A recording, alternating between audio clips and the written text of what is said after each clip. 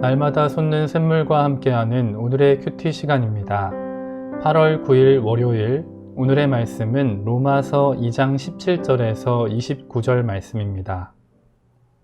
유대인이라 불리는 내가 율법을 의지하며 하나님을 자랑하며 율법의 교훈을 받아 하나님의 뜻을 알고 지극히 선한 것을 분간하며 맹인의 길을 인도하는 자요, 어둠에 있는 자의 빛이요, 율법에 있는 지식과 진리의 모본을 가진 자로서 어리석은 자의 교사요, 어린아이의 선생이라고 스스로 믿으니, 그러면 다른 사람을 가르치는 내가 내 자신은 가르치지 아니하느냐? 도둑질하지 말라 선포하는 내가 도둑질하느냐? 간음하지 말라 말하는 내가 간음하느냐? 우상을 가증히 여기는 내가 신전 물건을 도둑질하느냐? 율법을 자랑하는 내가 율법을 범함으로 하나님을 욕되게 하느냐?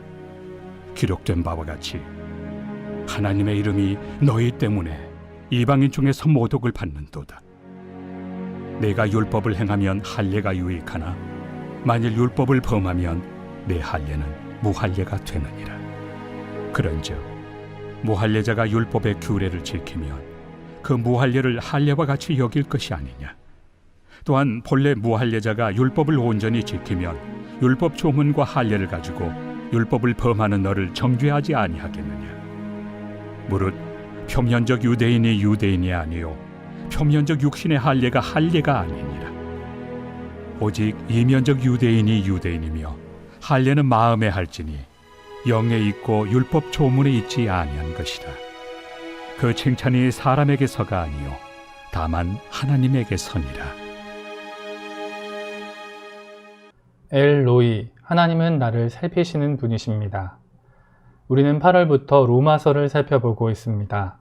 7월 마지막 날 예레미야 31장 31절에 기록된 새 언약의 말씀을 들으면서 이 말씀이 누가복음 22장에 예수님께서 말씀하신 새 언약과 연결되는 말씀이라는 사실을 이해할 수 있었습니다. 그리고 우리가 8월부터 살펴보는 로마서는 그 새 언약이 무엇인지 구체적으로 설명하고 논증하는 서신서입니다. 새 언약은 율법이나 할례를 통해 주어진 것이 아닙니다. 예수님의 십자가와 부활을 통해 완성된 새 언약은 오직 믿음의 의로 말미암은 것입니다.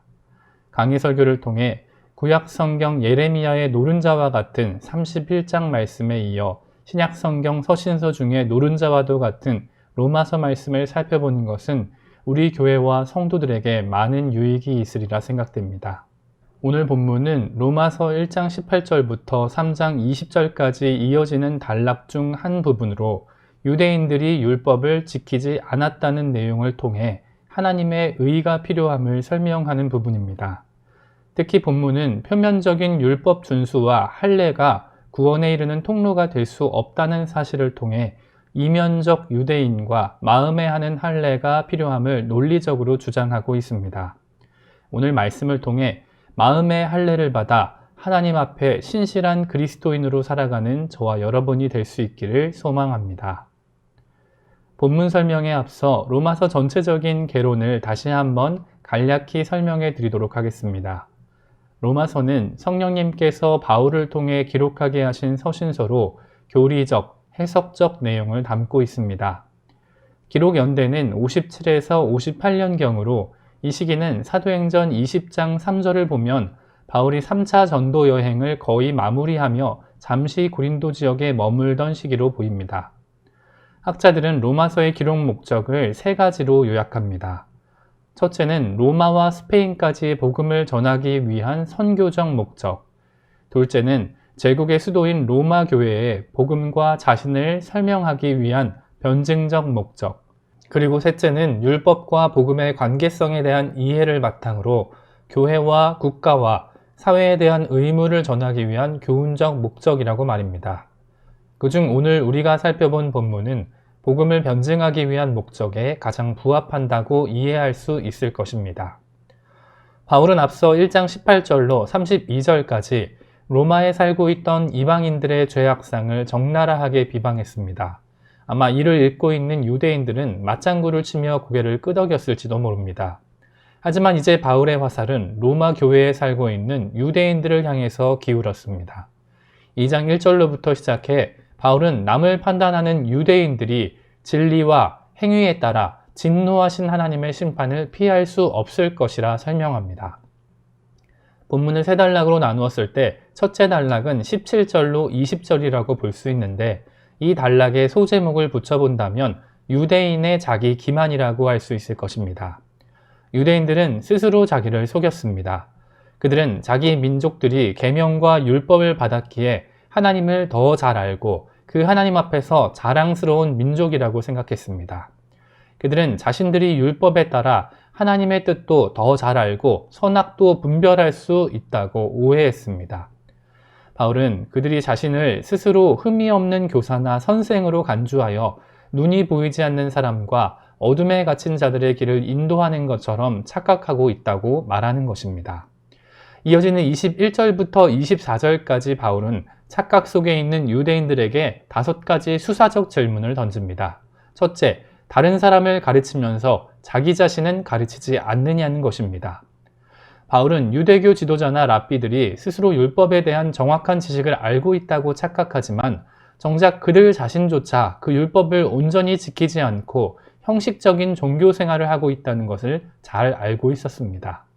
둘째, 도둑질하지 말라 선포하는 내가 도둑질을 하느냐는 질문입니다. 유대인들은 겉으로는 거룩한 채 하고 있지만 사실 불의로 쌓은 재물과 속여 빼앗은 물건들이 그들에게 올가미가 되었다고 말하는 것입니다. 바울은 이어지는 3가지 질문을 간음과 관련해서, 우상신전 물건과 관련해서, 율법을 범함과 관련해서 연달아 쏟아놓습니다.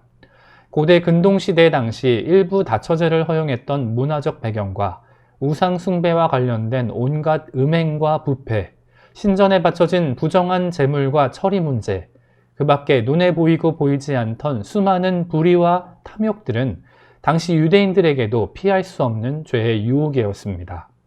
바울은 아무리 경건한 유대인이라 해도 결코 율법만으로는 하나님의 진노의 심판에서 자유로울 수 없다고 설명합니다. 바울은 유대인과 이방인 모두 하나님의 율법을 온전히 알거나 이해할 수도 그리고 준수할 수도 없다고 말하는 것입니다. 우리가 잘 아는 대로 야고보 사도 역시 누구든지 온 율법을 지키다가 그 하나를 범하면 모두 범한 자라고 말합니다. 바울은 거룩한 백성이자 하나님 나라라고 불리는 유대인들이 하나님께서 주신 율법과 계명을 어겼기에 이를 통해 오히려 하나님의 이름까지 이방인 중에서 모독을 받는다고 설명합니다. 짧지만 분명하고 강력한 5가지 질문을 통해 바울은 이방인이나 유대인 모두 하나님 앞에 온전할 수 없으며 결코 율법은 인간을 구원하지 못한다는 사실을 논증하고 있습니다. 마지막으로 바울은 당시 유대인에게 금기나 다름없던 할례의 문제까지 이야기합니다. 바울은 할례가 율법 안에서 유익한 것이기에 무할례자가 만약 율법을 지키면 그가 불법한 할례자보다 오히려 낫지 않겠느냐고 질문합니다. 당시 유대교 전승에 따르면 할례자는 지옥문 옆에 앉아 있을지라도 지옥에 떨어지지 않는다는 교훈이 있었다고 할 정도인데 바울의 말은 그러한 할례가 쓸모없는 표징이 될 수 있다는 충격적인 선포였음이 분명합니다. 동시에 그 말은 이방인이 유대인보다 위상이 높아질 수 있다는 선언과도 같았기에 본 서신을 읽는 유대 그리스도인들은 아마 머리를 얻어맞은 듯 큰 충격에 빠졌을 것입니다. 본문을 오늘날 우리 그리스도인에 비추어 본다면 어떻겠습니까? 바울을 통해 로마서를 기록하게 하신 성령님께서는 오늘날 이 땅의 교회와 그리스도인인 저와 여러분을 어떻게 보고 판단하시고 계시겠습니까? 과연 우리는 로마 교회에 있는 유대인들보다 더 경건하고 의롭다고 자신할 수 있습니까? 우리가 과연 남들보다 하나님의 말씀을 더 잘 알고 더 잘 지킨다고 말할 수 있겠습니까? 우리는 정말 다른 사람들을 의로운 길로 인도하며 불의한 물질과 탐욕으로부터 자유롭게 그리스도의 길만 잘 따라 걸어간다고 하나님 앞에 자랑할 수 있겠습니까? 이 새벽 우리는 말씀의 거울에 비추어 우리 자신의 내면을 좀 더 면밀하게 들여다보길 원합니다. 습관적인 기도 생활이나 말씀 읽기 정도의 신앙 생활이 아니라 내 인생 전체가 그리스도 안에 바르게 서 있는가를 조용히 돌아보길 원합니다. 오늘 말씀을 통해 우리 자신부터 마음의 할례를 받아 하나님 앞에 신실한 그리스도인으로 살아갈 수 있기를 간절히 소망합니다. 함께 주님 가르쳐 주신 기도로 예배를 마치고 개인적인 기도 제목과 자신이 속한 공동체를 위해서 또 한국 교회와 세계 열방을 위해서 함께 기도하길 원합니다.